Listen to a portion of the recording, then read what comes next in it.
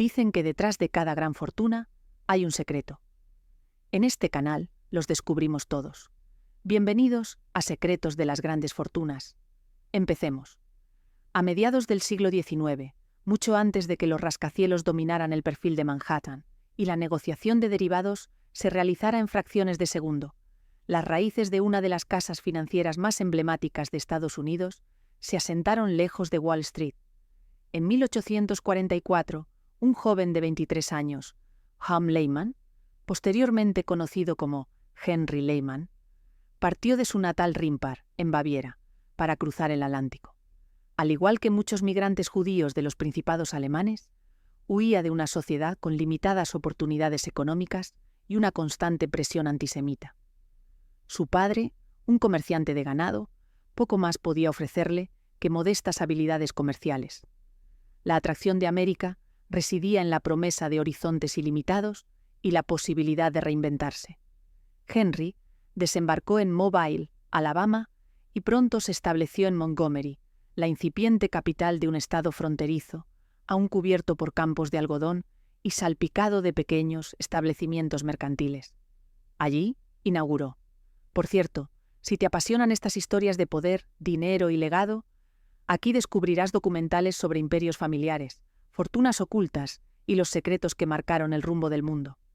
Suscríbete, y cada semana exploraremos juntos cómo el dinero construyó y destruyó grandes dinastías.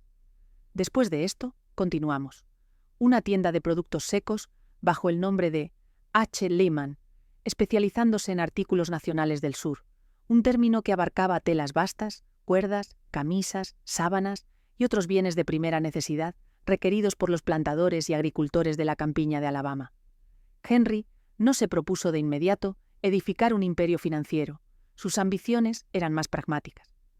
Viajó como vendedor ambulante, transportando rollos de tela y artículos para el hogar en un carro, comerciando con los colonos que residían alejados de la ciudad. El comercio era arduo pero constante. En una época de escasez monetaria y trueque generalizado, Henry pronto descubrió que sus clientes a menudo pagaban no con monedas, sino con aquello que poseían en abundancia: algodón. El algodón era el motor vital de la región y el producto que integró a Alabama en el floreciente reino del algodón. En ese entonces, el algodón no era meramente una mercancía. Constituía el impulsor global del crecimiento industrial que alimentaba los telares de Inglaterra y Nueva Inglaterra. Era también, de forma brutal, una industria cimentada en la esclavitud y la explotación de seres humanos. El joven comerciante bávaro advirtió que las balas de algodón, aunque voluminosas, podían venderse con ganancias en los mercados urbanos. Cada rollo de tela intercambiado por algodón representaba un paso hacia una empresa comercial más sofisticada. El instinto de Henry para detectar oportunidades lo reconectó con su familia. En 1847 convocó a su hermano menor, Emmanuel, un joven de 20 años con aptitudes para los números. Juntos renombraron la tienda como H. Lehman & Bro. Emmanuel aportó disciplina y un deseo de expansión. Cuando el hermano más joven, Meyer, llegó en 1850, el trío formalizó su sociedad bajo el nombre de Lehman Brothers. Durante un tiempo, la firma operó como un almacén general, pero los hermanos pronto descubrieron que las balas de algodón que se acumulaban en sus depósitos eran más valiosas que los productos que llenaban los estantes. El algodón era duradero, fácil de transportar y con una demanda ininterrumpida.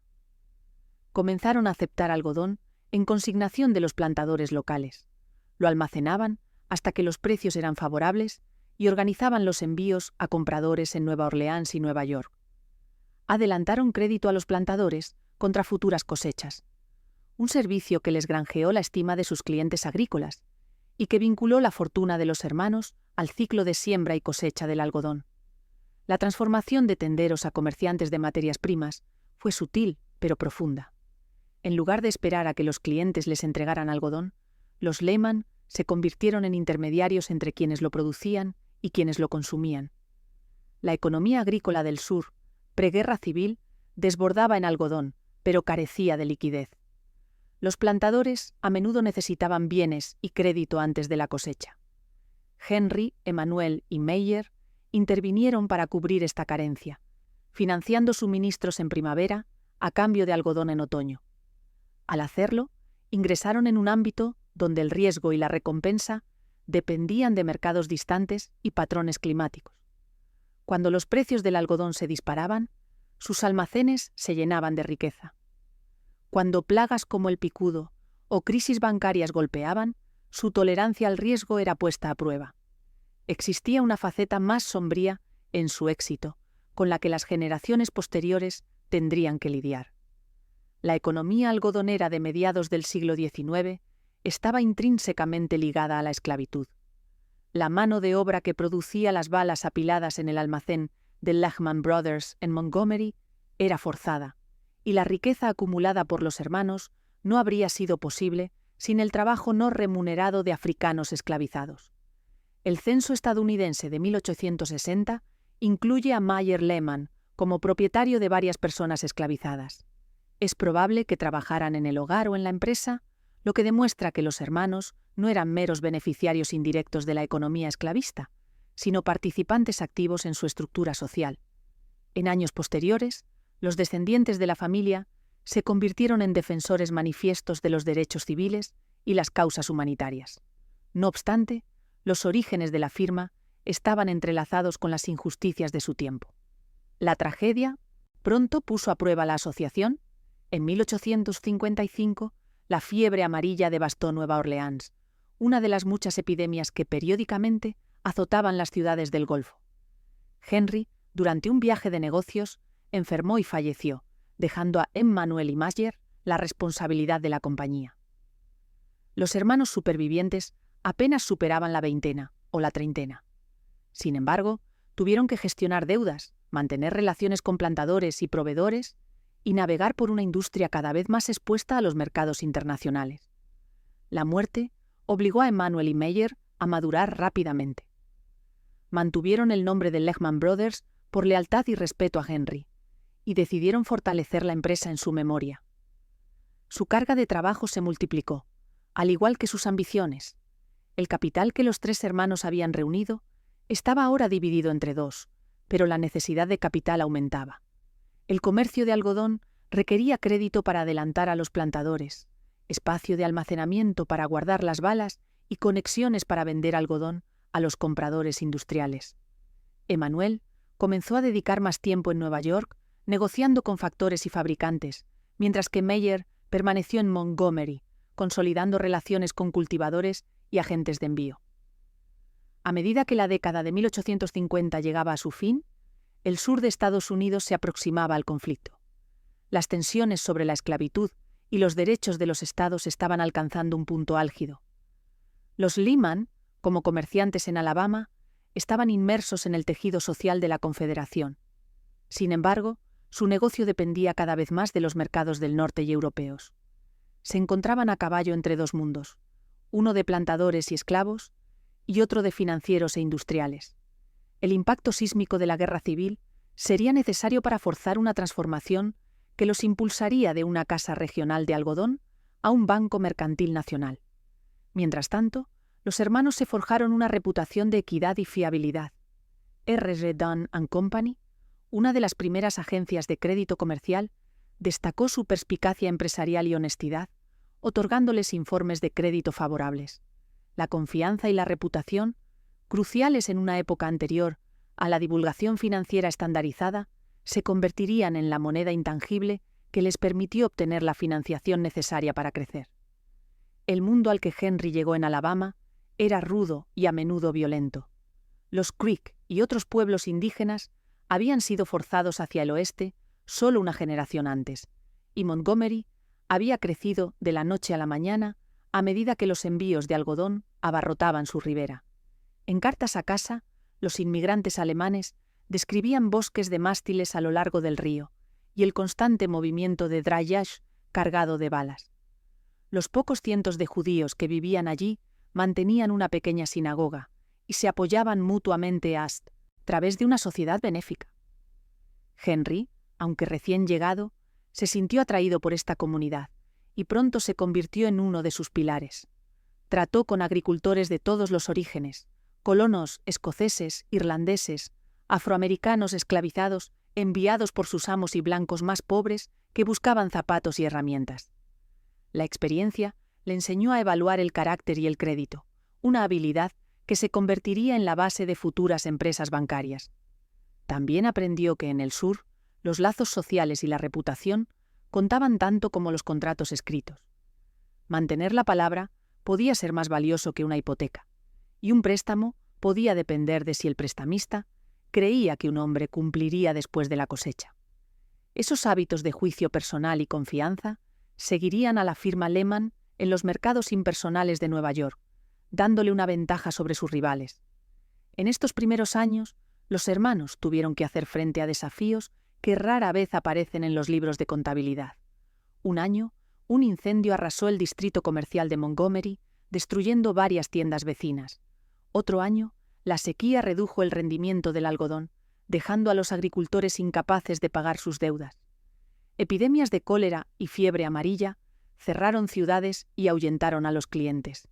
Los Lehman respondieron no retirándose, sino brindando ayuda, adelantando semillas y suministros a agricultores desesperados, con la creencia de que su lealtad daría sus frutos.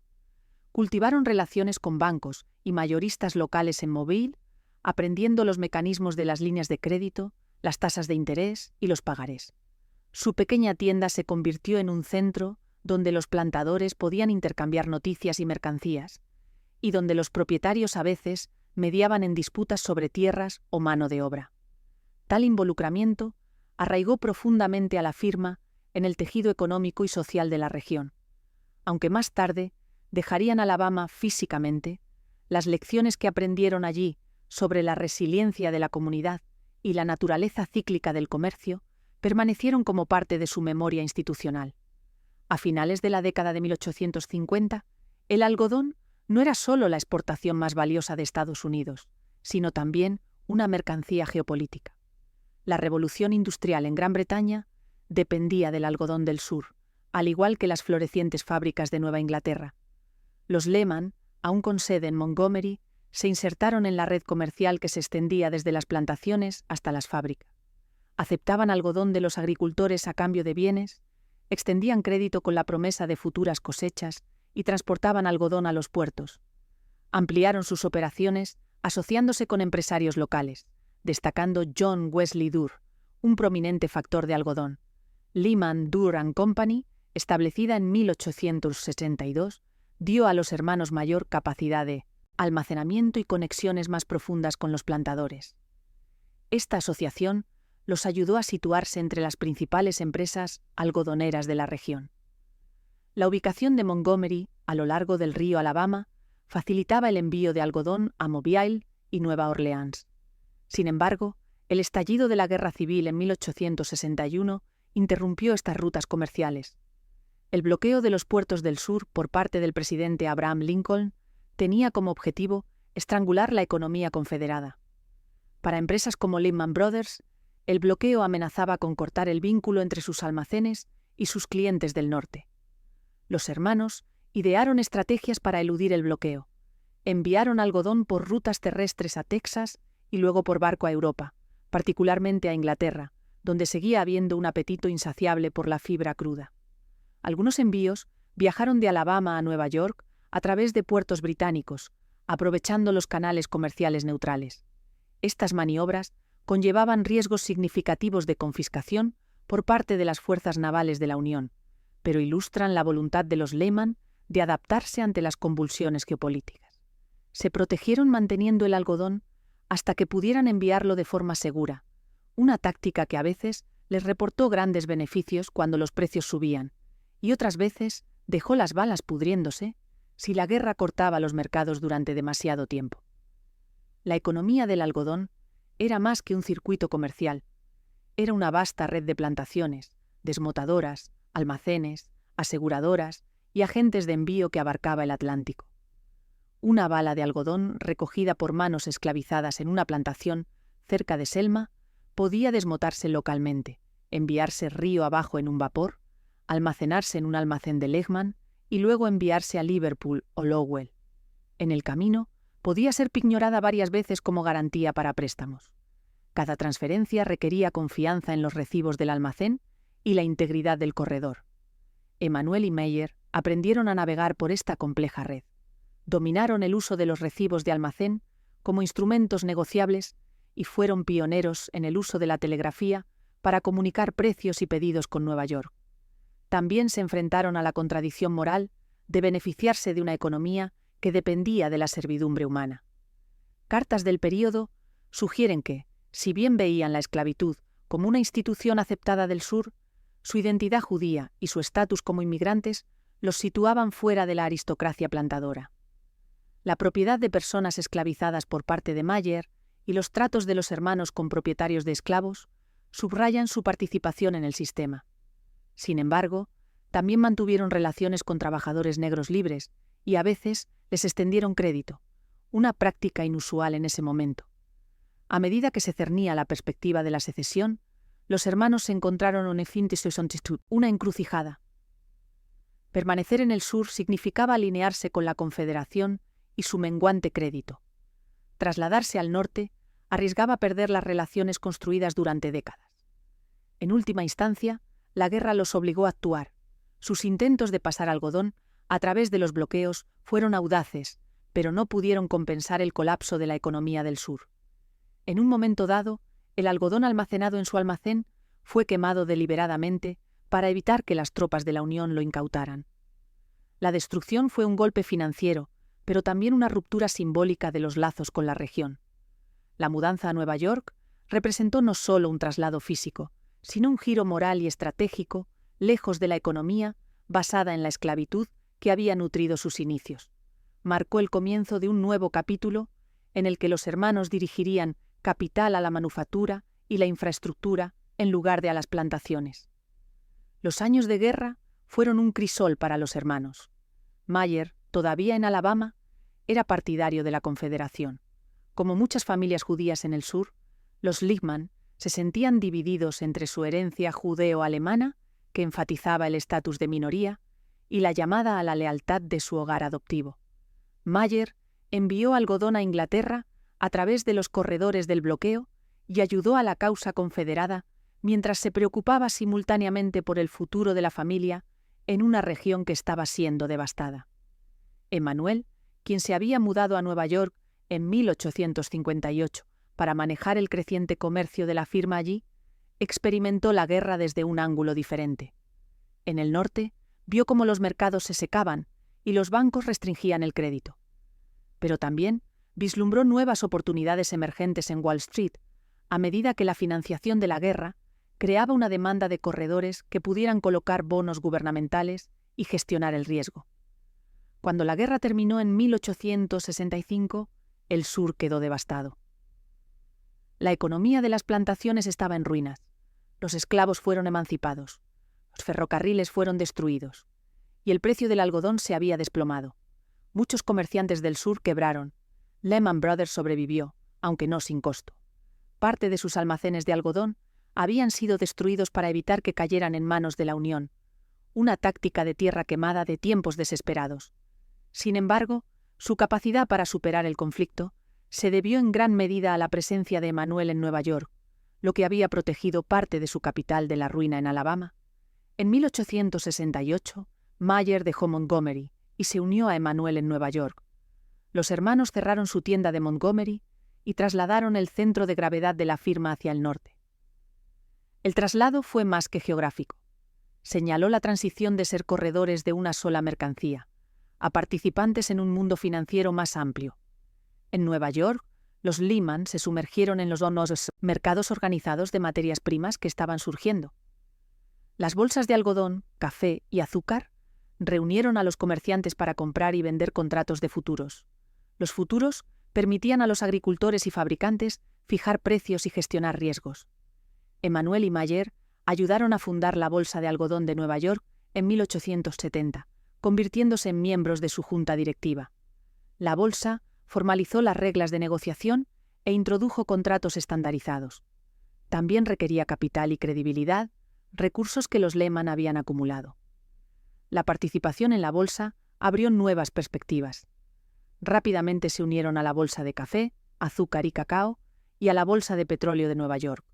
Su papel pasó de simples intermediarios a creadores de mercado que podían cubrirse, especular e invertir.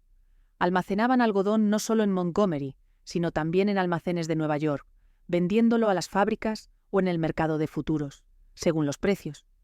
Su comprensión de las cadenas de suministro y las condiciones regionales les dio una ventaja, y su voluntad de viajar los mantuvo conectados tanto con los plantadores como con los hilanderos. La guerra había destruido la capacidad del sur para financiar su reconstrucción, y los estados necesitaban vender bonos para reconstruir la infraestructura. Alabama nombró a Lehman Brothers como su agente fiscal.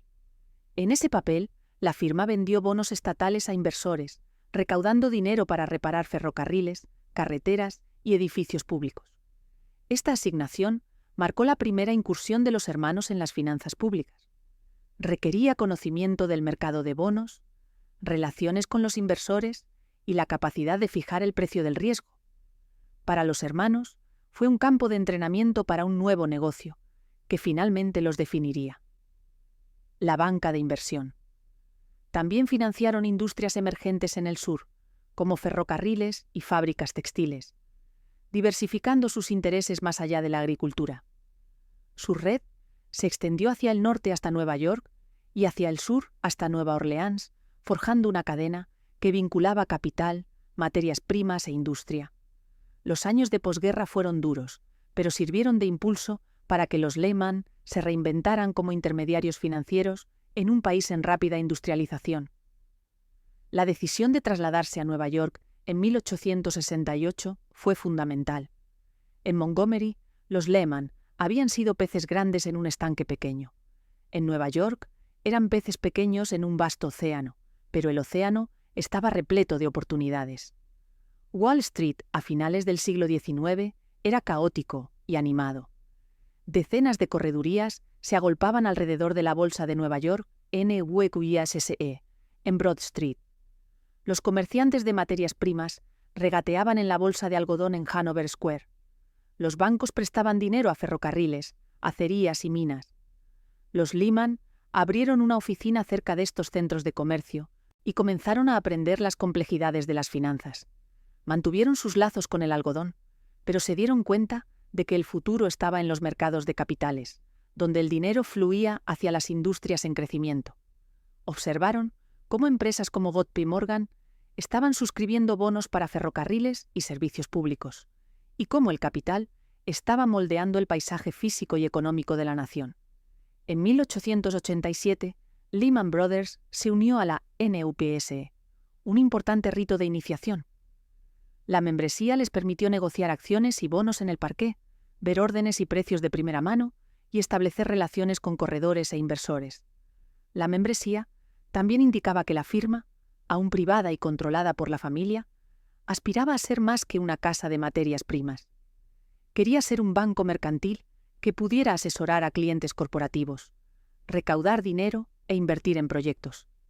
Los Lehman construyeron gradualmente una cartera de valores, que incluía bonos ferroviarios y acciones industriales. Aprendieron a evaluar la solvencia y el momento del mercado. Sus antecedentes europeos resultaron útiles al tratar con empresarios inmigrantes que necesitaban capital, pero que encontraban intimidantes los círculos financieros de Nueva York. Con el paso de los años, la firma atrajo a otros socios y asociados, pero continuó adhiriéndose al principio de que solo los miembros de la familia extendida podían ser socios principales. Primos e hijos se unieron a su debido tiempo, preservando el carácter familiar y concentrando la riqueza y el control en manos del clan. La transformación en un banco mercantil cobró ritmo bajo la siguiente generación. Philip Lehman, hijo de Emanuel, nacido en 1861, entró en la firma a finales del siglo XIX. Educado en el Sachs Collegiate Institute y en el Columbia College, Philip aportó una perspectiva cosmopolita y un gusto por las artes. Reconoció que el futuro de la firma residía en la suscripción de valores y la financiación de empresas, en lugar de simplemente negociar materias primas. Alrededor de 1899, organizó la primera oferta pública de acciones de la firma. La suscripción implicaba comprar las acciones de una empresa y revenderlas a inversores, un negocio que requería juicio sobre las perspectivas de la empresa y el apetito del mercado por el riesgo. Los primeros acuerdos de Philip incluyeron la recaudación de capital para servicios públicos, proyectos mineros y empresas manufactureras. Estos acuerdos conectaron a Lehman Brothers con la infraestructura que se estaba construyendo en todo el país: centrales eléctricas que iluminaban ciudades, minas que producían cobre y carbón, y fábricas que convertían materias primas en productos.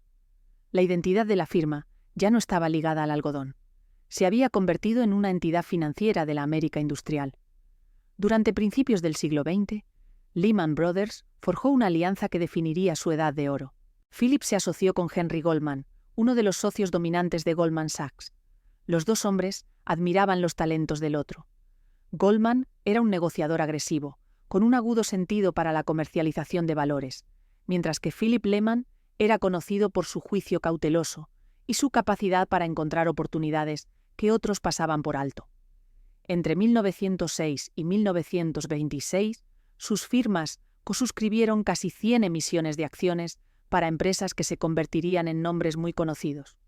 Financiaron a F. W. Woolworth, cuyas tiendas de 5 y 10 centavos llevaron productos asequibles a millones de estadounidenses.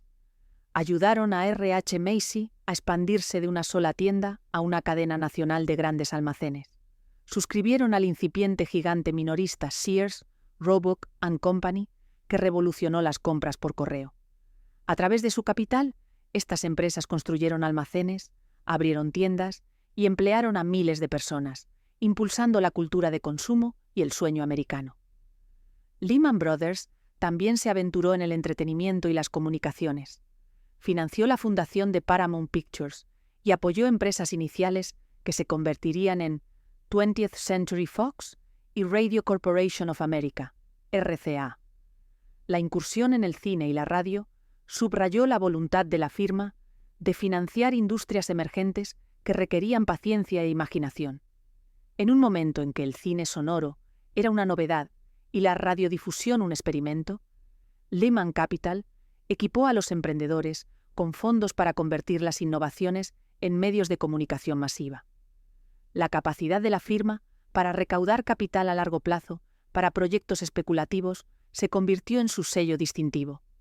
Equilibró el riesgo en una cartera que incluía bonos municipales seguros y acciones de alto crecimiento. Este enfoque diversificado le permitió prosperar incluso cuando algunas apuestas fracasaron. Cuando estalló la guerra en Europa, en 1914, Lehman Brothers, como otras casas de inversión estadounidenses, encontró oportunidades en la financiación de bonos de guerra y el suministro de materiales a los aliados, al tiempo que apoyaba a las empresas estadounidenses que se preparaban para la posibilidad de la entrada de Estados Unidos en el conflicto. El acuerdo con Woolworth ilustró más que la perspicacia financiera. Reveló cómo los banqueros de inversión podían moldear el paisaje físico. F. W. Woolworth encargó la construcción del edificio Woolworth en Nueva York, un rascacielos neogótico que sería la estructura más alta del mundo cuando se terminó en 1913. Lehman Brothers ayudó a suscribir bonos para financiar el proyecto, atrayendo a inversores que creían en el futuro del comercio minorista y la densidad urbana. El edificio, apodado la Catedral del Comercio, simbolizó una nueva era en la que los negocios y la arquitectura se fusionaron para crear monumentos al capitalismo. De manera similar, cuando Lehman ayudó a financiar Paramount Pictures, estaba apostando por la capacidad de la naciente industria cinematográfica para transformar el entretenimiento. Las películas eran arriesgadas. Muchos de los primeros estudios fracasaron. Sin embargo, Lehman entendió que la narración de historias, al igual que el comercio minorista, atraía a grandes audiencias. Al proporcionar capital y asesoramiento estratégico, la firma ayudó a Hollywood a evolucionar de una novedad de Nickelodeon a una industria global. Tales empresas resaltan cómo los banqueros de inversión actuaron como parteras tanto de revoluciones culturales como industriales, canalizando ahorros de inversores deseosos hacia empresas que redefinieron la vida cotidiana. A medida que la empresa crecía, también cultivó una identidad cultural anclada en actividades filantrópicas y artísticas.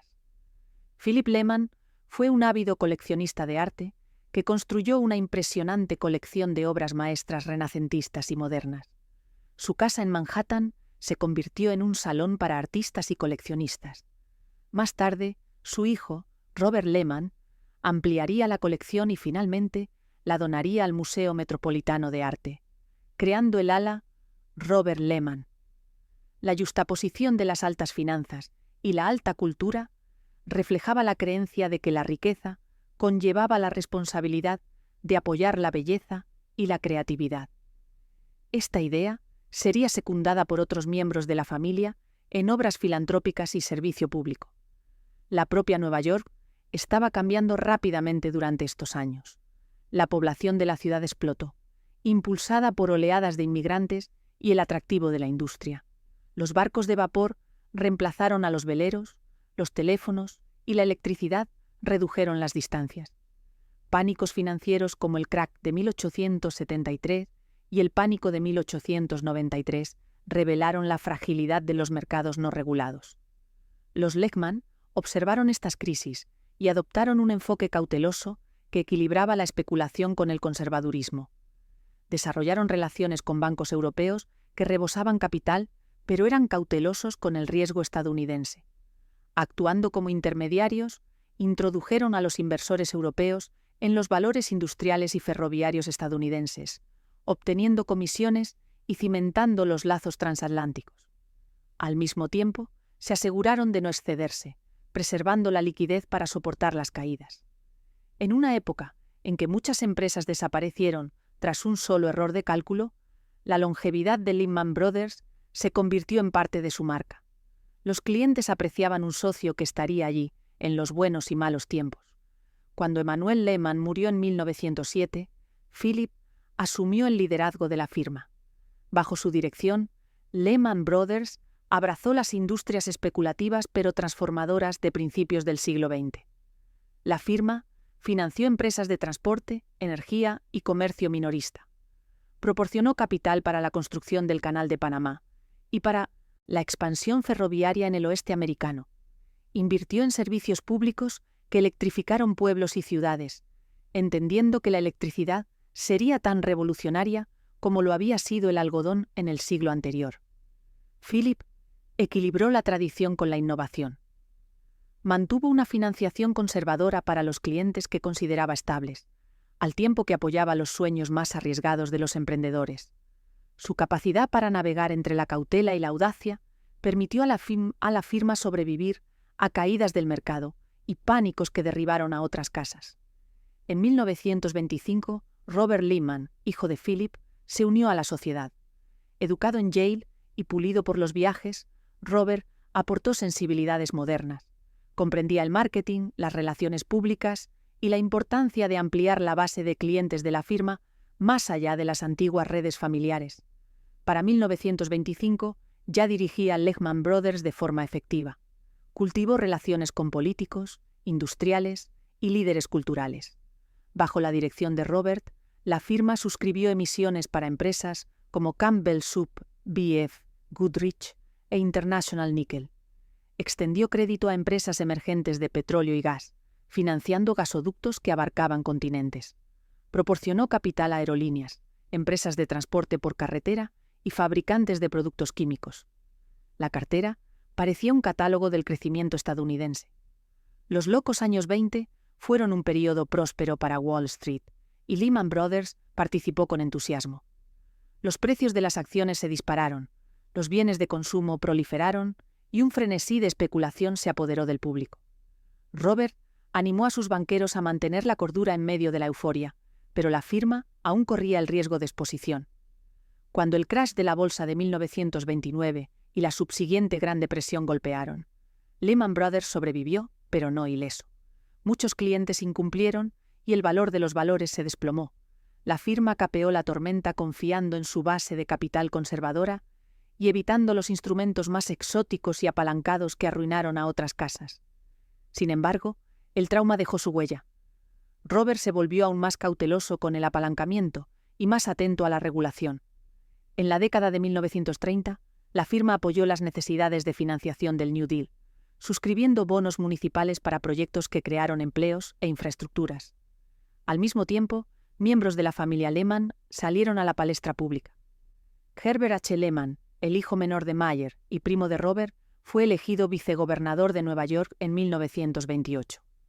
Cuando Franklin D. Roosevelt, el gobernador en funciones, se convirtió en presidente en 1932, Herbert lo sucedió como gobernador. Ocupó el cargo durante 4 mandatos, durante lo más profundo de la Depresión, supervisando proyectos de obras públicas, programas de ayuda y reformas que aliviaron el sufrimiento. Su mandato destacó por un énfasis en la justicia social y la responsabilidad fiscal. La dedicación de Herbert al servicio público señaló que el éxito de la familia en las finanzas no excluía el compromiso político. El nombre Lehman se asoció no solo con el capitalismo, sino también con ideales progresistas. Cuando Estados Unidos entró en la Segunda Guerra Mundial en 1941, Lehman Brothers volvió a movilizar capital para el esfuerzo bélico. Suscribió bonos para contratistas de defensa, invirtió en fabricantes de acero y aviones y ayudó a canalizar fondos al gobierno. La guerra impulsó la innovación tecnológica y la expansión económica. Para una firma experta en identificar industrias de crecimiento, las oportunidades eran numerosas. Sin embargo, la guerra también exigió sacrificios. Varios miembros de la familia Lehman sirvieron en el ejército o en cargos gubernamentales.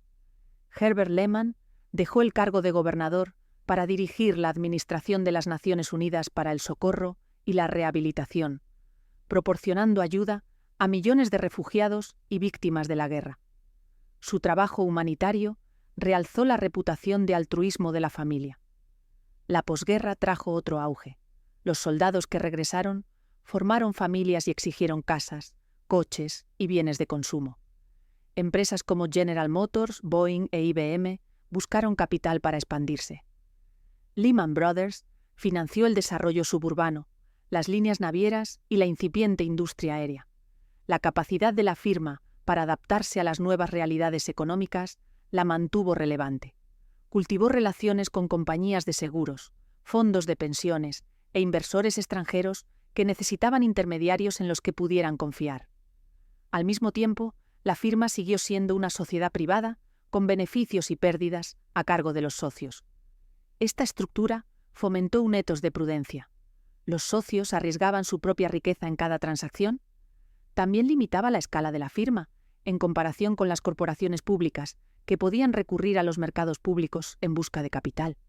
Esta limitación se haría más evidente a medida que el mundo financiero cambiara. Mientras Lehman Brothers prosperaba, los miembros de la familia extendida cultivaron un sentido de deber cívico y filantropía. Esto fue más evidente en la vida de Herbert Che Lehman.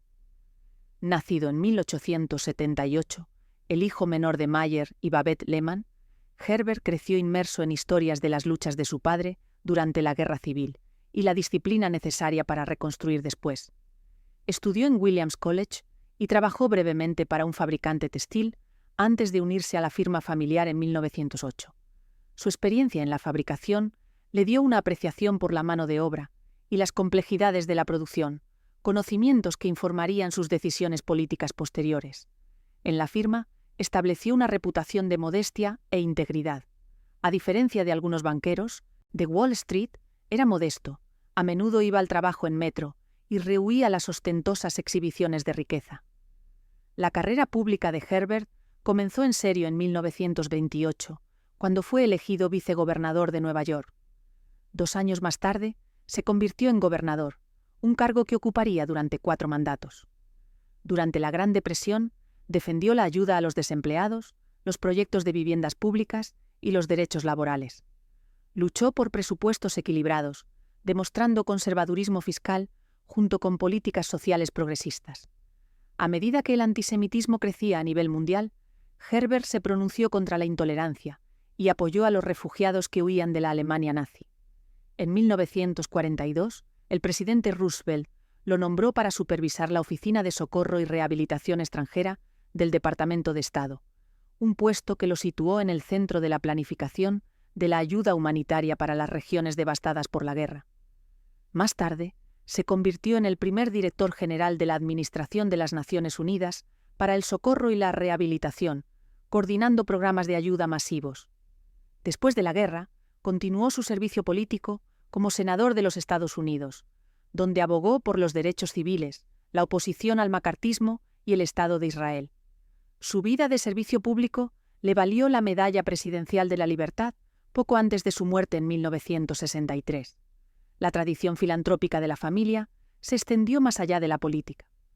Robert Lehman, quien dirigió la firma durante 4 décadas, fue un notable coleccionista de arte y mecenas. Creía que el arte nutría el alma y que quienes prosperaban en los negocios debían apoyar la cultura.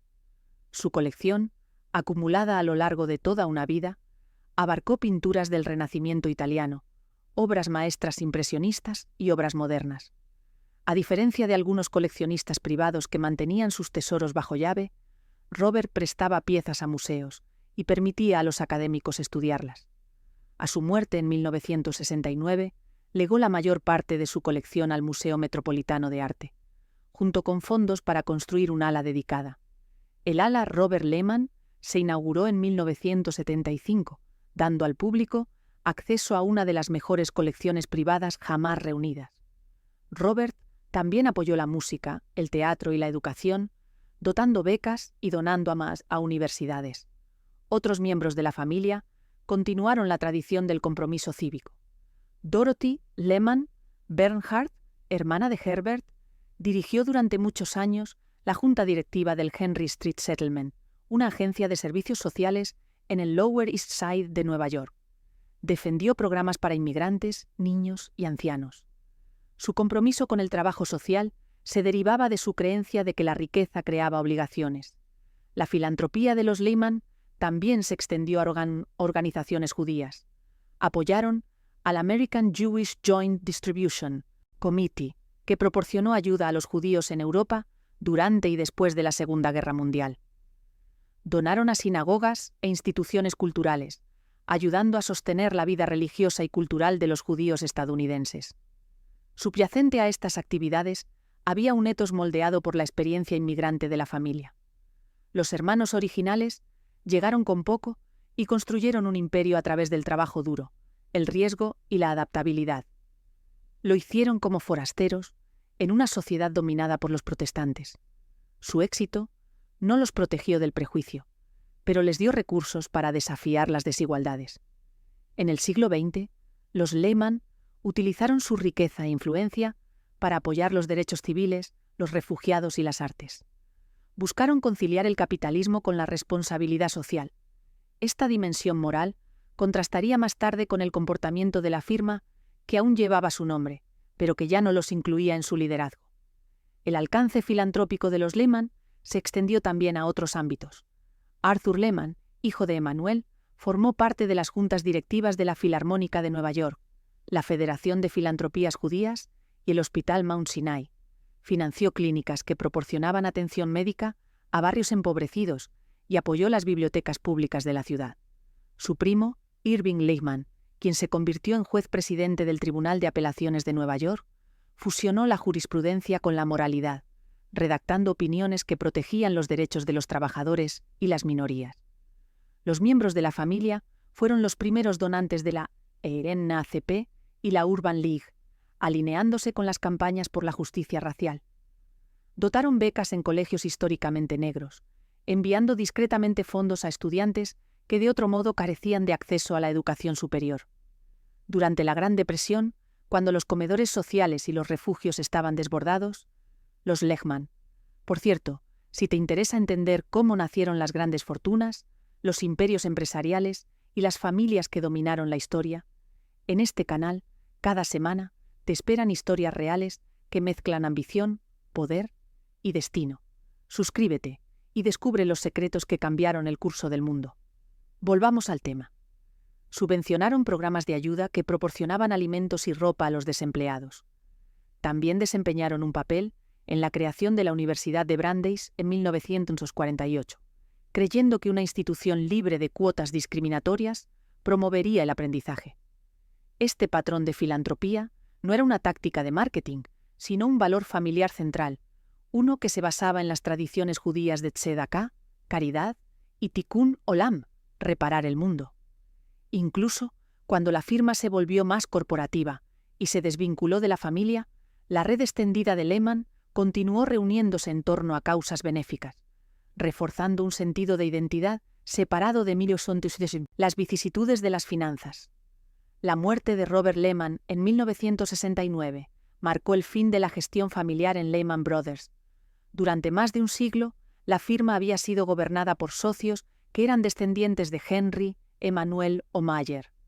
Robert no tuvo hijos y sus herederos mostraron poco interés en dirigir el banco. El mundo financiero de la posguerra se había vuelto más complejo, con mercados expandiéndose globalmente, regulaciones evolucionando y la competencia intensificándose. El modelo de sociedad, que también había servido a la firma, limitaba su capacidad para reunir las enormes cantidades de capital que ahora se requerían para competir con instituciones más grandes. Además, la nueva generación de socios carecía de la cohesión y la visión singular de sus predecesores. Se abrió un vacío de poder y fuerzas externas se precipitaron. En 1963, en un esfuerzo por reforzar su capital y competir en la nueva era, Lehman Brothers se fusionó con Kuhn, Loeb & Company, un venerable banco de inversión conocido por su financiación ferroviaria a finales del siglo XIX. La unión de ambas casas creó Lehman Brothers, Kuhn, Loeb, Inc. Al principio, el matrimonio parecía una forma de preservar la influencia de ambas familias. En la práctica, las diferencias culturales y las rivalidades minaron la empresa fusionada. Los socios de Loeb eran conservadores y patricios. Los de Lehman eran más agresivos y orientados al comercio. La dirección luchó por integrar las operaciones y la firma perdió terreno frente a competidores como Morgan Stanley y First Boston. Los clientes se marcharon y los beneficios disminuyeron. La firma combinada carecía de la mano fuerte que Robert Lehman había proporcionado una vez, y necesitaba un nuevo modelo para sobrevivir. El panorama económico de los años 70 era implacable.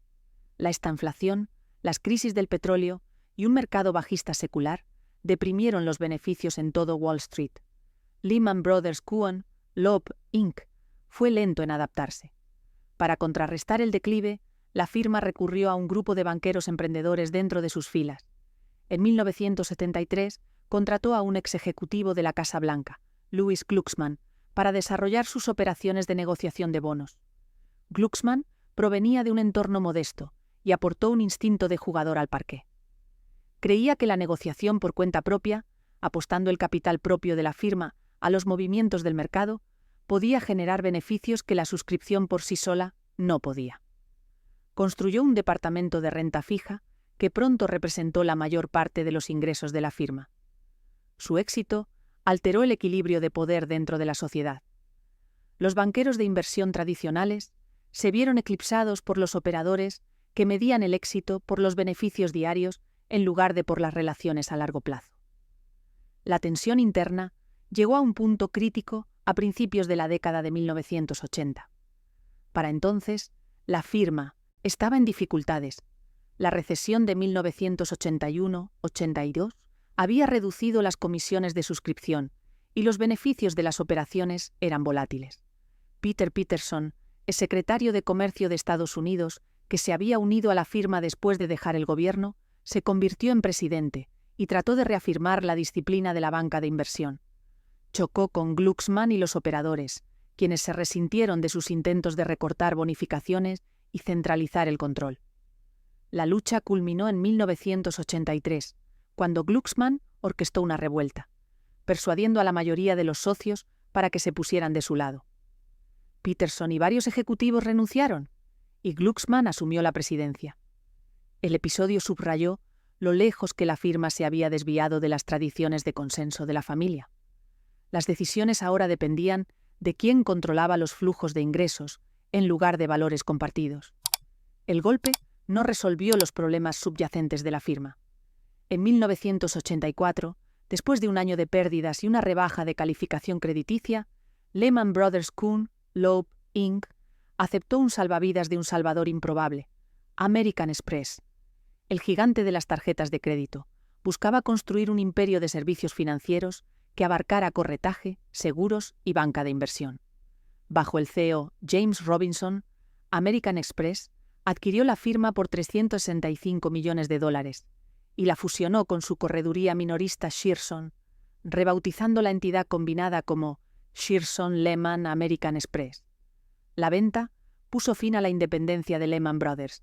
Por primera vez, las decisiones sobre su futuro serían tomadas, no por socios, sino por una empresa matriz centrada en la venta cruzada de productos financieros. La transacción fue una señal de los tiempos. En una era de desregulación y conglomerados, los bancos de inversión puros luchaban por competir contra los supermercados financieros diversificados. Bajo American Express, la marca Lehman perduró, pero se desvaneció gradualmente dentro de la estructura del conglomerado. La división se reorganizó varias veces. En 1988 se convirtió en Shearson Lehman Houghton, después de que American Express adquiriera otra correduría. La cultura de un banco de inversión que asumía riesgos no encajaba bien en una compañía de finanzas de consumo. Banqueros clave se fueron, clientes desertaron y la moral decayó. Sin embargo, el conocimiento institucional de los mercados y las redes de distribución construidas durante décadas todavía tenían valor. En 1993, American Express decidió escindir la unidad de banca de inversión como Lehman Brothers Holdings, Inc. La firma independiente surgió más esbelta, pero con un nuevo desafío: reconstruir una cultura y una marca que habían sido diluidas por las fusiones. La escisión en 1994 dio a la firma la oportunidad de forjar una nueva identidad, pero el legado de la década de 1980 aún la perseguía. Bajo American Express, Shearson Lehman había ayudado a democratizar la inversión vendiendo fondos mutuos y planes de jubilación a la clase media. Sin embargo, también se había vuelto burocrática y reacia al riesgo. El mundo financiero exterior había cambiado. El rey de los bonos basura, Michael Milken, había demostrado que la deuda de alto rendimiento podía financiar a los especuladores corporativos. Las compras apalancadas estaban reestructurando industrias enteras, y los futuros y opciones permitían a los operadores apostar por los movimientos del mercado con un apalancamiento sin precedentes. Los operadores de Lehman habían observado desde la barrera cómo rivales como Drexel Burnham Lambert y Salomon Brothers cabalgaban la cresta de estas innovaciones. Después de la escisión, la firma buscó ponerse al día. Contrató a banqueros estrella, expandió su presencia en Chicago y Los Ángeles para atraer clientes de tecnología y entretenimiento, y recuperó a inversores institucionales que se habían alejado.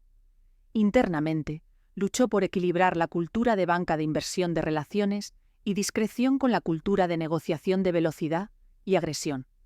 Los fantasmas de la disputa Peterson-Glucksmann persistieron en forma de batallas territoriales entre departamentos. Mientras tanto, los reguladores estaban flexibilizando las restricciones a los bancos comerciales, culminando con la derogación de la ley Glass-Steagall en 1999, que permitía que la banca comercial y de inversión coexistieran. Este cambio significó que Lehman pronto competiría no solo con otras sociedades de Wall Street, sino también con gigantes como Citigroup y JP Morgan Chase. En este entorno, la supervivencia de la firma dependía de una reinvención constante. La recién independiente Lehman Brothers Holdings, Inc., en 1994, se enfrentaba a un Wall Street transformado por la tecnología, la globalización y la desregulación. El comercio a larga distancia podía ejecutarse a través de ordenadores. Los distribuidores de valores se estaban fusionando o convirtiéndose en sociedades holding bancarias, y proliferaban los nuevos productos financieros. La firma eligió a Richard Dick Full Jr. como su director ejecutivo. Full, un operador de bonos que se había unido a la compañía en 1969 y había sobrevivido a la lucha Peterson-Glucksmann, encarnaba el espíritu del parqué. Era duro, combativo y leal a aquellos a quienes consideraba parte de su tribu. Bajo su liderazgo, Lehman Brothers experimentaría tanto su renacimiento como su desaparición. Full heredó una firma con fortalezas en renta fija y una base de clientes de legado. Se movió rápidamente para reconstruir relaciones y reclutar talento. Institucionalizó la gestión de riesgos, contratando a académicos y matemáticos para modelar los riesgos del mercado. También facultó a los operadores para que asumieran riesgos calculados en divisas, tipos de interés y acciones. La firma se expandió internacionalmente, abriendo oficinas en Londres, Tokio y Hong Kong para aprovechar los flujos de capital globales. los beneficios crecieron de forma constante a finales de los años 90. Lehman compitió agresivamente en la suscripción de empresas de tecnología y telecomunicaciones durante el boom.com, obteniendo comisiones y utilizando su departamento de investigación para promocionar nuevas emisiones. También construyó una franquicia rentable en valores respaldados por hipotecas, empaquetando préstamos hipotecarios en bonos y vendiéndolos a inversores de todo el mundo. El cambio de sociedad a empresa pública tuvo efectos profundos. Como corporación pública, Lehman podía recaudar capital emitiendo acciones y deuda, lo que le permitía crecer más rápido de lo que habría podido como empresa privada. También significaba que el riesgo era asumido por los accionistas en lugar de por los socios personalmente. Esta separación entre propiedad y gestión redujo los incentivos a la cautela. Los paquetes de compensación ahora vinculaban las bonificaciones a objetivos de ingresos a corto plazo, a menudo pagados en opciones sobre acciones cuyo valor aumentaba con el precio de la acción. La presión para maximizar las ganancias trimestrales y el rendimiento del capital llevó a los ejecutivos a abrazar el apalancamiento. El apalancamiento magnificaba los beneficios cuando los precios de los activos subían, pero amenazaba con la ruina cuando caían. En la década de 1990, las bajas tasas de interés y una economía estable llevaron a muchas empresas a la complacencia. Lehman Brothers no fue inmune a los sustos. En 1994, un repentino aumento de las tasas de interés pilló desprevenidos a muchos operadores de bonos, causando pérdidas significativas en Wall Street. Lehman, con su fuerte dependencia de la negociación de renta fija, sufrió pero sobrevivió. Más tarde, en 1998, el gobierno ruso incumplió el pago de sus bonos y el fondo de cobertura Long Term Capital Management estuvo a punto de colapsar.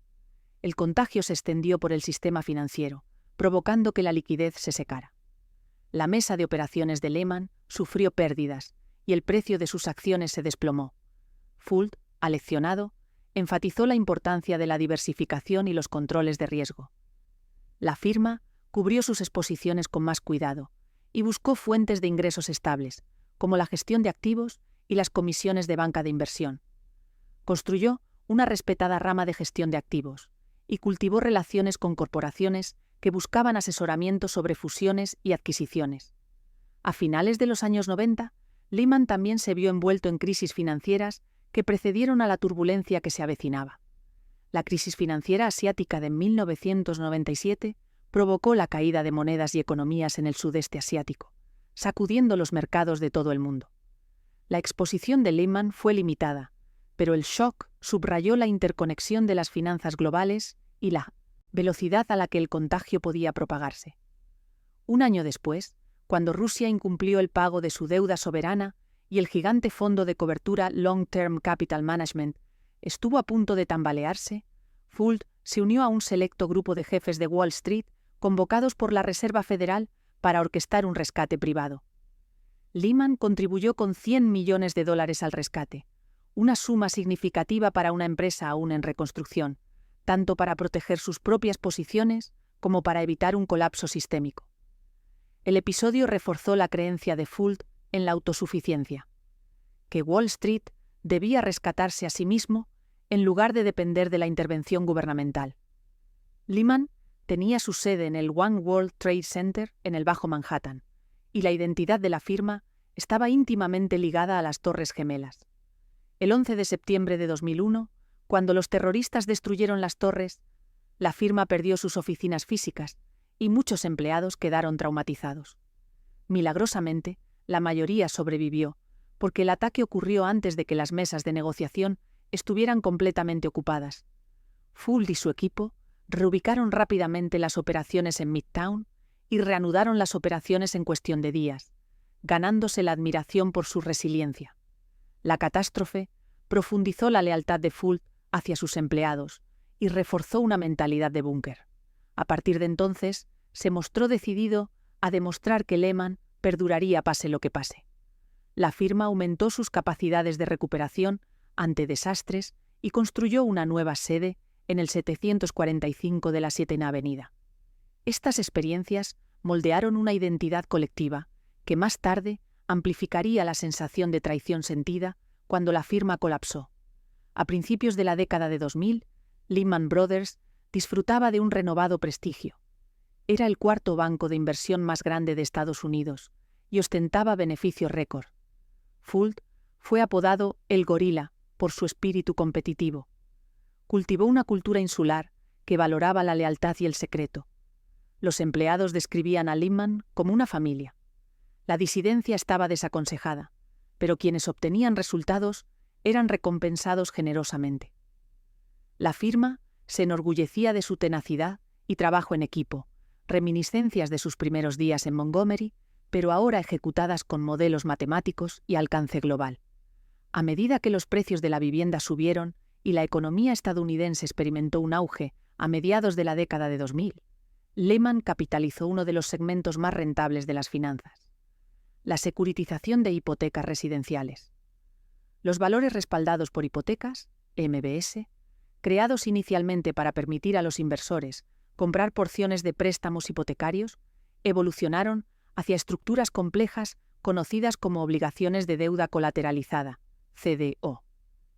Estos instrumentos agrupaban hipotecas de diversa calidad, utilizaban tramos con diferentes perfiles de riesgo y, a menudo, incluían préstamos subprime a prestatarios con un crédito precario.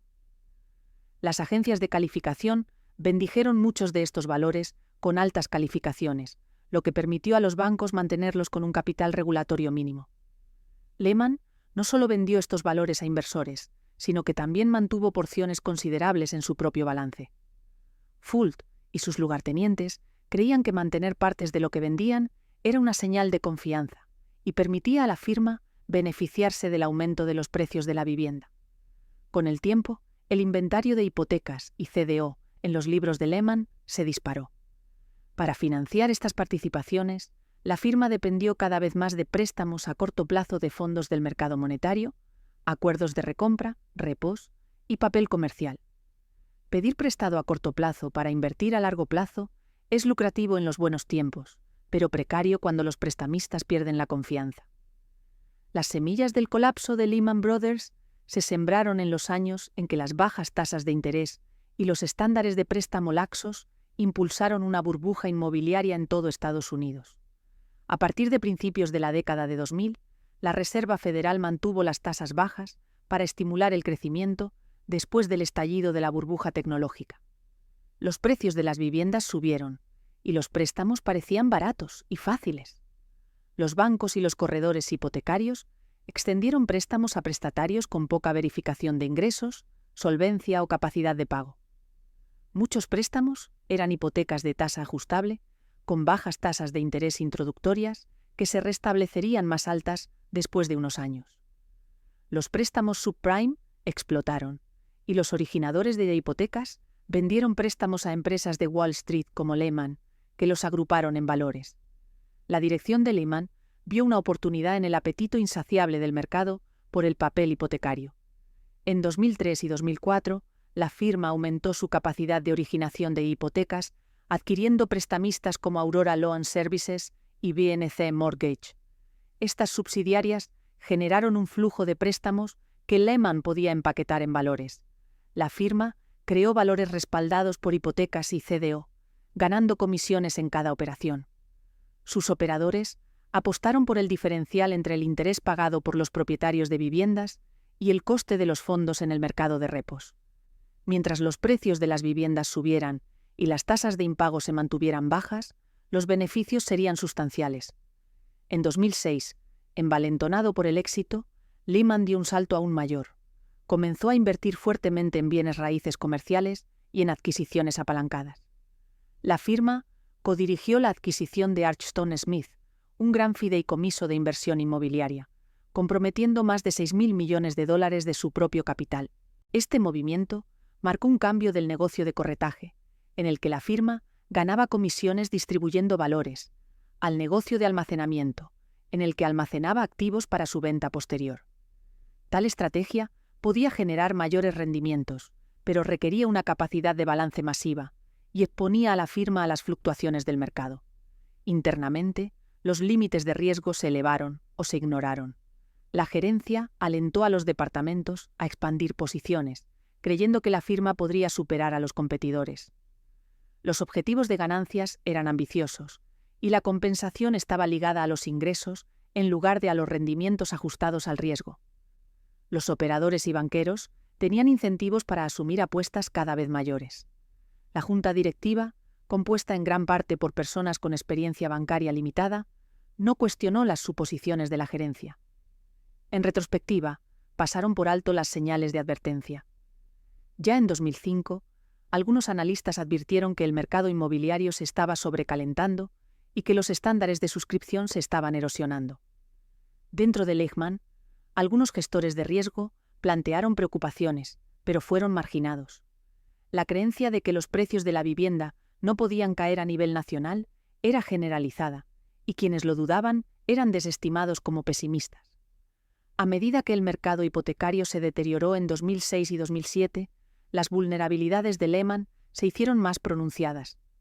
Las tasas de impago de hipotecas subprime aumentaron y los inversores comenzaron a cuestionar el valor de los valores respaldados por hipotecas. Competidores como Bear Stearns y Merrill Lynch comenzaron a reducir su exposición. Lehman, sin embargo, redobló la apuesta. Vio la desaceleración como una oportunidad para ganar cuota de mercado y comprar activos a bajo precio. Sus ejecutivos argumentaron que los problemas estaban contenidos en un pequeño segmento del mercado. Insistieron en que habían cubierto su riesgo y que sus sofisticados modelos justificaban sus posiciones.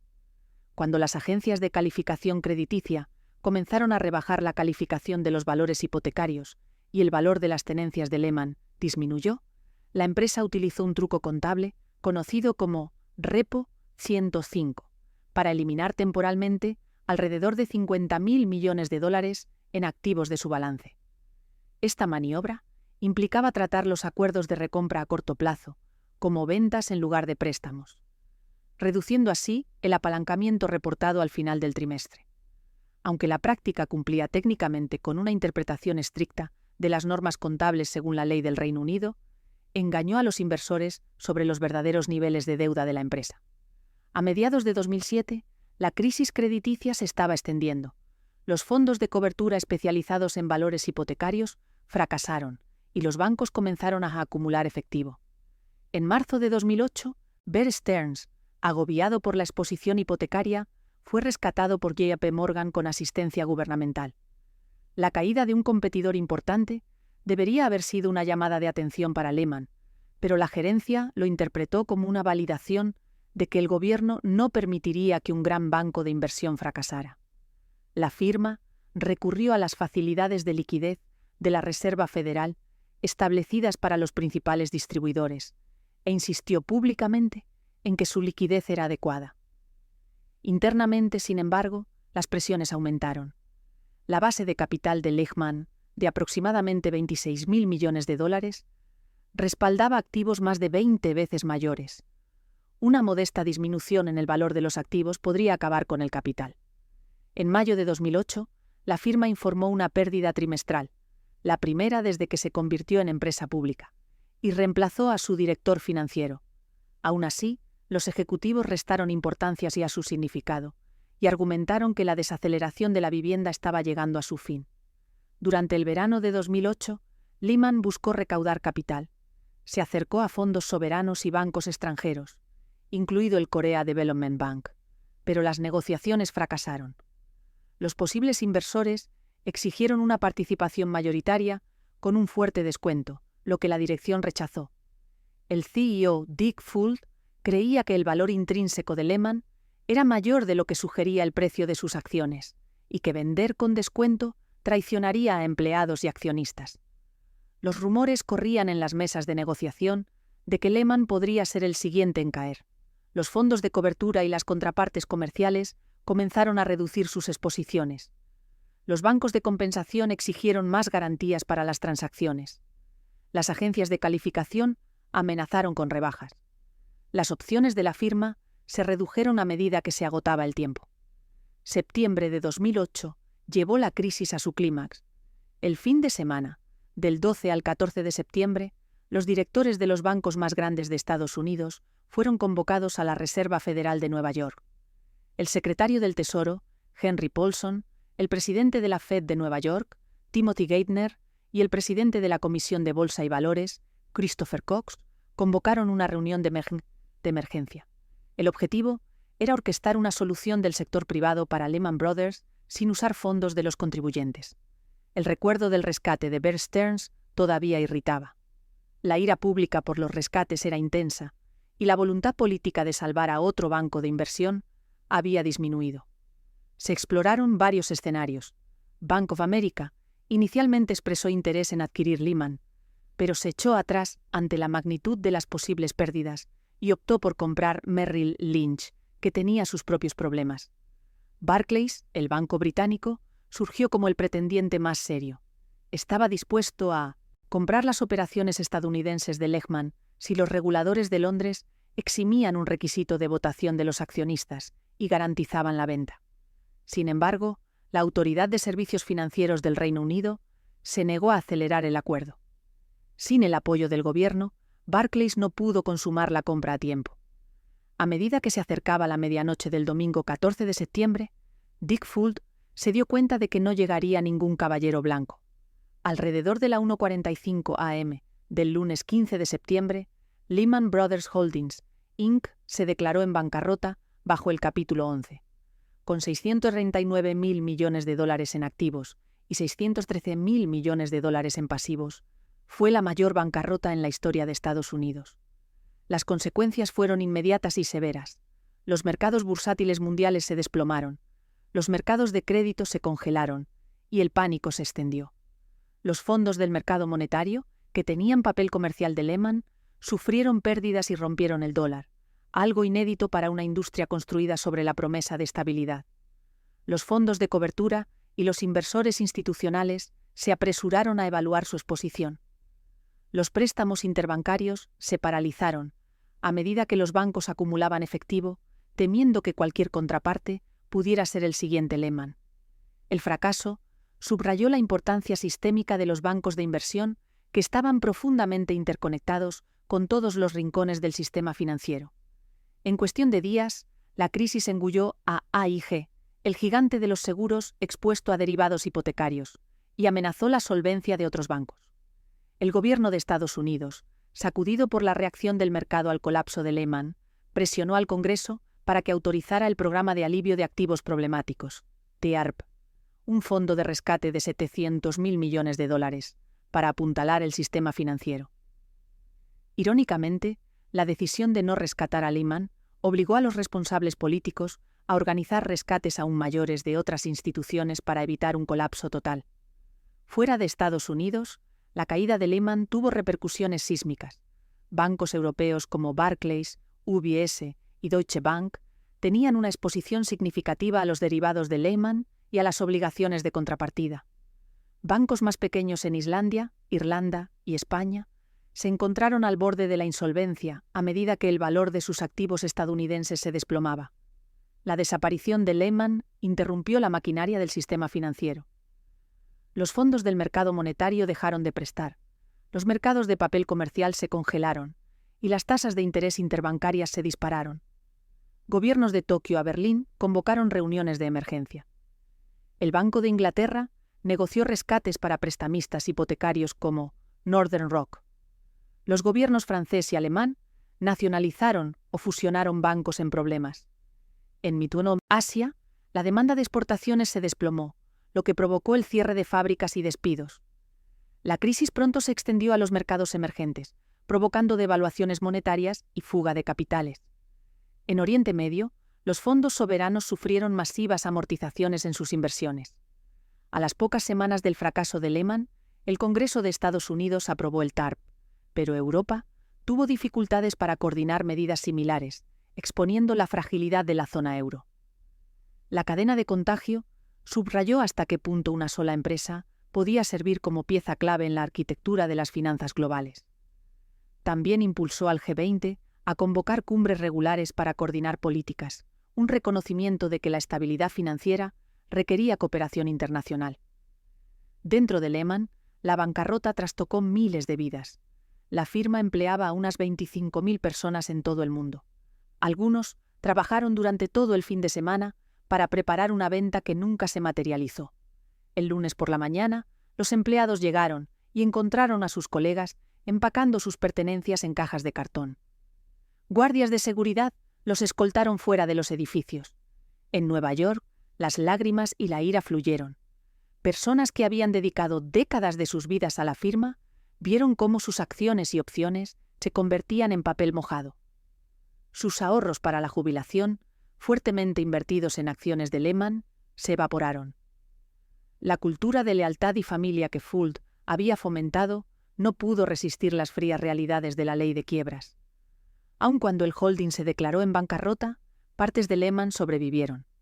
En cuestión de días, Barclays acordó comprar las operaciones de banca de inversión y negociación de la firma en América del Norte, junto con su sede en el 745 de la 7ª Avenida, por $1.75 mil millones.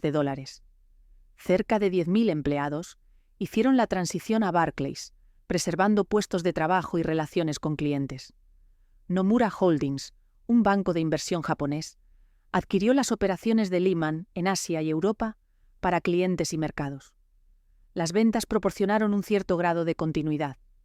Muchos banqueros de Lehman encontraron nuevos roles en estas firmas, y algunos equipos completos se mantuvieron intactos. La rápida división demostró que si bien el holding fracasó, su capital humano e intelectual seguía teniendo valor. Sin embargo, la marca Lehman Brothers, con toda su historia, desapareció de la noche a la mañana. Los procedimientos de quiebra fueron complejos y prolongados. Miles de entidades estuvieron involucradas, y las obligaciones de la empresa estaban entrelazadas con contratos de derivados que requerían valoración y liquidación.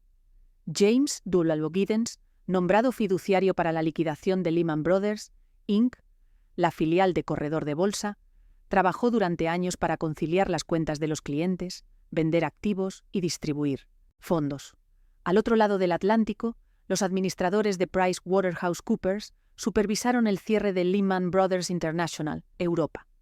En Estados Unidos, el caso del capítulo 11 para el holding fue supervisado por el juez James Peck. Finalmente, la herencia pagó decenas de miles de millones de dólares a los acreedores. Para 2021, los acreedores no garantizados generales de la subsidiaria de corretaje recuperaron aproximadamente el 41% de sus reclamaciones, un resultado mejor de lo que se temía inicialmente. Los clientes del corredor de bolsa finalmente fueron indemnizados en su totalidad. El proceso de distribución destacó la importancia de los regímenes de liquidación ordenada para las instituciones de importancia sistémica. Las consecuencias del colapso de Lehman repercutieron en los mercados financieros y los regímenes regulatorios. Durante años, la herencia continuó deshaciendo posiciones complejas y litigando disputas. Cada distribución a los acreedores era un recordatorio de la larga cola de la crisis. En diciembre de 2021, los fideicomisarios de la liquidación solicitaron la aprobación judicial para un pago final de $269 millones a los acreedores generales no garantizados. El tribunal elogió a los fideicomisarios por lograr rendimientos muy superiores a las expectativas. Antes de terminar, recuerda que creamos este canal con un propósito: rescatar las historias que revelan cómo el dinero y la ambición dieron forma a nuestra historia. Porque entender las grandes fortunas es entender el poder, la humanidad y sus sombras. Suscríbete y forma parte de esta comunidad que ama descubrir los secretos del pasado. Retomemos desde aquí, y por innovar procesos que permitieron a los acreedores salir de la quiebra anticipadamente. Para 2023, la herencia de Lehman había realizado más de 25 distribuciones del plan, devolviendo más de $100.000 millones en valor a varias clases de acreedores y clientes. Sin embargo, muchos inversores nunca recuperaron sus pérdidas por completo, y el colapso dejó marcada a una generación de empleados. Para la familia Lehman, la bancarrota tuvo una amarga ironía. La empresa que llevaba su nombre y que alguna vez había reflejado sus valores, había sido dirigida por ejecutivos muy alejados de su linaje, durante casi 4 décadas. La muerte de Robert Lehman en 1969 cortó el último vínculo directo entre la familia y la dirección del banco. Sin embargo, Las instituciones filantrópicas de la familia continuaron. La Robert Lehman Foundation todavía apoya el arte y la educación. El Herbert H. Lehman Center for American History de la Universidad de Columbia promueve la investigación sobre democracia y derechos civiles. El Lehman College, en el Bronx, nombrado en honor a Herbert, educa a miles de estudiantes. Estos legados aseguran que el nombre resuena en contextos muy alejados de Wall Street. El colapso también inspiró una reflexión cultural. La historia de los 3 hermanos inmigrantes que construyeron un negocio desde una pequeña tienda en Montgomery hasta una institución global y cuyos descendientes se convirtieron en gobernadores, senadores y filántropos solo para ver cómo la empresa se desmoronaba bajo el peso del exceso especulativo, cautivó la imaginación. Inspiró obras de teatro, incluida la trilogía de Lehman, que siguió el ascenso de la familia y la caída de la empresa a través de generaciones. Las audiencias fueron recordadas de que, detrás de las abstracciones de las finanzas, hay seres humanos con sueños, defectos y elecciones morales. La narrativa reflejaba temas más amplios del capitalismo estadounidense. El impulso del crecimiento, las tentaciones de la codicia, los ciclos de auge y caída, y la tensión entre el beneficio privado y el bien público. Reguladores y legisladores estudiaron el fracaso de Lehman para elaborar reformas. La ley Dodd-Frank de 2010 buscó prevenir futuros colapsos de instituciones financieras de importancia sistémica, imponiendo requisitos de capital más altos, creando el Consejo de Supervisión de Estabilidad Financiera y estableciendo la Autoridad de Liquidación Ordenada. La regla Volcker limitó las operaciones por cuenta propia de los bancos. Se ordenó la compensación centralizada de derivados para reducir el riesgo de contraparte. Los críticos argumentaron que estas reformas no fueron lo suficientemente lejos, mientras que otros sostuvieron que eran demasiado onerosas. Sin embargo, pocos dudaban de que el apalancamiento descontrolado y la opacidad que caracterizaron los últimos años de Lehman eran insostenibles. A nivel personal, el colapso forzó la introspección dentro de la industria financiera. Antiguos ejecutivos de Lehman expresaron su pesar por las decisiones tomadas en los años previos a 2008. Dick Fuld, una vez celebrado como el CEO con más años de servicio en Wall Street, enfrentó críticas mordaces en audiencias del Congreso. Defendió sus acciones, afirmando que los reguladores habían forzado a la firma a la bancarrota y que los vendedores en corto habían precipitado su desaparición. Muchos empleados se sintieron traicionados por la negativa de la gerencia a vender la firma antes con un descuento que podría haberla salvado. Otros reconocieron que ignoraron las señales de advertencia. La bancarrota se convirtió en un estudio de caso en las escuelas de negocios sobre gobernanza, gestión de riesgos y la psicología de la toma de decisiones bajo incertidumbre. La saga de Lehman también desató conversaciones sobre la rendición de cuentas. A diferencia de los fiscales de la posguerra, que responsabilizaron a los industriales por su participación en atrocidades en tiempos de guerra, ningún alto ejecutivo enfrentó cargos penales por las decisiones que llevaron al colapso de Lehman. Las investigaciones encontraron prácticas contables cuestionables y tergiversaciones, pero los fiscales concluyeron que no, cumplían el umbral para el fraude criminal. Las demandas civiles resultaron en multas y acuerdos, pero muchos sintieron que la falta de responsabilidad individual socavó la confianza en el sistema de justicia. El episodio alimentó la ira populista contra Wall Street y contribuyó a movimientos que abogaban por una mayor regulación y justicia económica. Económicamente, la crisis desencadenada por el fracaso de Lehman marcó el comienzo de un período prolongado de bajo crecimiento, bajas tasas de interés y una política monetaria poco convencional. Los bancos centrales recortaron las tasas a casi cero y compraron billones de dólares en valores para estabilizar los mercados. Los gobiernos implementaron medidas de austeridad en algunos países y programas de estímulo en otros. La desigualdad se amplió a medida que los precios de los activos se recuperaron más rápido que los salarios.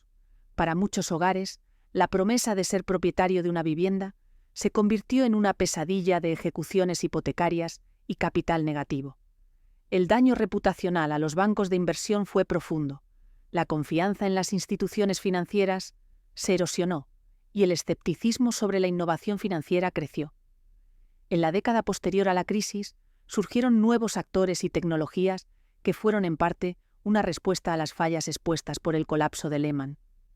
Las startups de tecnología financiera prometieron democratizar las finanzas y reducir la dependencia de los bancos gigantes. Las plataformas de crowdfunding obviaron a los intermediarios tradicionales. Las criptomonedas ofrecieron una alternativa a las monedas fiduciarias y los bancos centrales. Mientras tanto, los inversores institucionales y los reguladores adoptaron criterios ambientales, sociales y de gobernanza, ESG, lo que refleja la creencia de que las prácticas éticas sostenibles podrían mitigar el riesgo a largo plazo. El auge de la inversión de impacto se debió en parte al vacío moral que muchos percibieron en el periodo previo a la crisis de 2008. Las escuelas de negocios renovaron sus planes de estudio para enfatizar la ética y el pensamiento sistémico. El nombre Lehman perdura de formas inesperadas. El Lehman College, parte de la City University of New York, atiende a una población estudiantil diversa en el Bronx, lo que refleja el compromiso de la familia con la educación. El programa educativo Herbert Lehman continúa financiando becas para refugiados e inmigrantes. Las exposiciones de la colección Robert Lehman atraen a visitantes que se maravillan con el arte divorciado de la agitación de Wall Street. Los académicos del Lehman Center for American History investigan temas como la democracia y la justicia social. Cada una de estas instituciones lleva adelante la creencia de los hermanos originales de que la prosperidad conlleva obligaciones. Al reflexionar sobre el arco de su dinastía, se percibe un diálogo entre pasado y presente, entre riesgo y moderación, ambición y moralidad. Tal tensión está en el corazón del capitalismo mismo, y la historia de la familia Lehman nos recuerda que la salud de un mercado depende no solo de una ingeniosa ingeniería financiera, sino también del carácter de quienes ostentan el poder. Al final, la historia de la familia Lehman y su dinastía financiera es un microcosmos del capitalismo estadounidense. Comienza con inmigrantes que construyeron un negocio en una nueva tierra, se adaptaron a mercados cambiantes y aprovecharon oportunidades con ingenio y trabajo duro. Incluye el éxito nacido del coraje y la previsión, pero también la complicidad en sistemas de explotación como la esclavitud. Presenta a descendientes que utilizaron la riqueza con fines filantrópicos y políticos, encarnando un sentido de responsabilidad social. Termina con una corporación que, mucho después de la partida de la familia, sucumbió a la codicia, la arrogancia y el desprecio por el riesgo. El arco de la narrativa de Lehman invita a la reflexión sobre las dimensiones morales del comercio. La riqueza puede ser una herramienta para el bien o un arma de destrucción. El hecho de que el nombre Lehman aún adorne museos, colegios y fundaciones benéficas es un recordatorio de que los legados perduran más allá de los balances. Sin embargo, la ruina de Lehman Brothers, el banco, sirve como advertencia de que ninguna institución es demasiado histórica para fracasar, y que los principios de prudencia y responsabilidad apreciados por los hermanos fundadores no deben ser abandonados en la búsqueda del beneficio.